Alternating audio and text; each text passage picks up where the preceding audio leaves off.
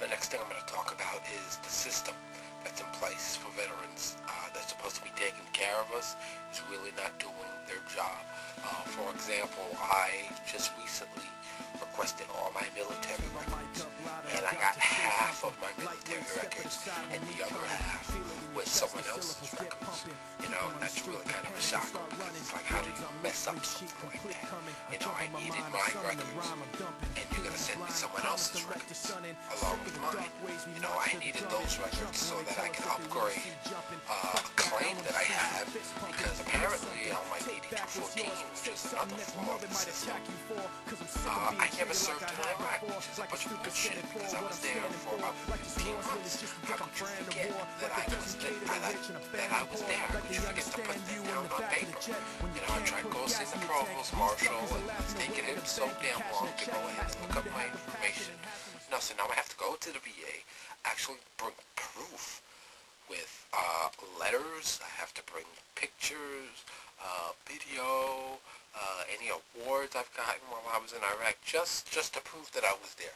This shows that there is a big problem with the information flow that's going on over there. This shows that there's a lot of complacency going on, and my solution to fix it is expand the VA. Expand them, because we need to get our stuff straight. They cannot just go around messing with everyone's information, misplacing everyone's information, and then start, giving people the wrong information. I know that the VA is overwhelmed with the amount of requests they get, so why not expand? Why not start retraining people to do their damn job? Because obviously they're not doing their job if I've got someone else's paperwork, and it never says on my paperwork that I was in Iraq. Someone's not doing their job. They need to start fixing it. So my solution to that was actually open up another outsource center like the VA. It's going to take time, I know, because we can't do what we want the VA to do, but even make it even more technologically advanced, because I know that the VA has tons and tons of paperwork stockpiled in an office somewhere with everyone's information, and they probably have to dig through that. Probably literally have to dig through it. So I figure, let's start expanding the VA. Let's start training these guys. Let's start getting a bigger, better system. Get a bigger, better system to help these guys out. That's going to be much more quicker, much more efficient, much more accurate. Something that's going to help them to help us. And that's what we need big time. There are organizations out there that's willing to help veterans and totally go out of their way to help them out. And that's places like the IAVA, which I have their sweatshirt on. I marched in a parade with them. Also the DAV, the Purple Heart Society, the American Legion, and there's like tons others that just goes on and on. But they're not. But I think that civilians are not really paying attention to what they're saying. They're not really paying attention to what they're trying to get about, and this is the problem, is that their voices are not being heard. And if I had it my way, I'd create a whole new organization that's going to make everyone's voice be heard. But, that's kind of impossible nowadays, because everyone's so wrapped up in their own little thing, which, is normal. That's an everyday thing. But what about us? Who's gonna speak out for us? And one of the organizations that really does that is the IAVA. They have this little campaign going on called Storming the Hill, where they're going to Washington, D.C. They're going to Capitol Hill. They're going there, and they're pushing for a lot of changes to be done. Like, they're the ones who really pushed for this post-9/11 GI Bill to come about. Because they saw a flaw in the system. They saw that the regular GI Bill was not covering the full cost of tuition. So these guys at the IVA came up with an idea. Post-9/11 GI Bill. They pushed and pushed and pushed, and we got it. We got our voices heard. We got our full tuition going on, and we're able to pay for school. So there are organizations out there that are willing to go the extra mile for veterans. I would like to create my own organization like that, similar to the IAV. I've been to their offices. Um, I've seen how they work. They're very diligent about the job that they do.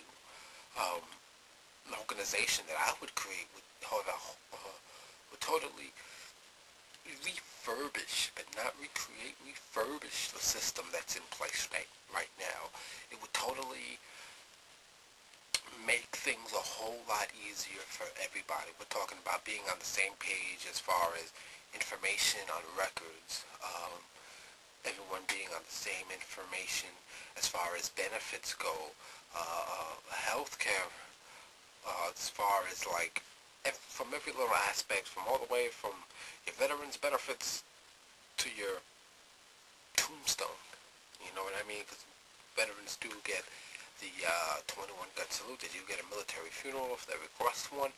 But I'm talking about I want to create an organization that's going to be covering everything. That's going to be covering every little aspect, every little single inch of what the veteran needs to accomplish, and give them the right and correct information. Something that's going to go ahead and be the standard for what it means to take care of a person who served for their country. You know, is something that's going to go ahead and just outshine everybody else. And that's like something that I'm really, really passionate about, you know. Then again, there's politics involved, and that's a whole new subject, so I'm not getting onto that. But if America was perfect, as some people say it is, we would start taking better care of our veterans. We would start giving them the right amount of compensation that they are entitled to. We would start giving them the right amount of respect out of what they've done. Because I think that's what happened, is that we lost the respect for what these brave men and women have done. You know, ever since 9/11, we respected them, and then after years went by, we kind of just tossed it to the side like that's the past. But you got to remember, we learned a lot from our own history, and if we didn't learn anything from Vietnam, we haven't learned a damn thing.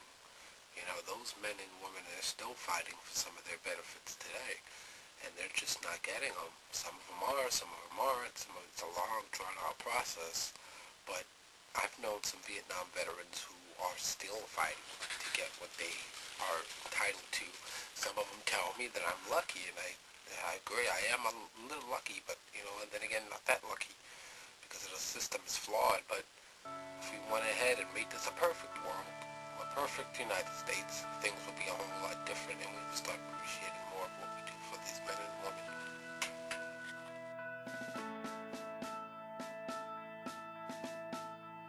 Turn my mic up louder, I got to say something. Lightweight, step it aside when we coming. Feel it in your chest, the syllables get pumping. People on the street, they panic and start running. Words on loose leaf sheet, complete coming. I jump on my mind, I summon the rhyme I'm dumping.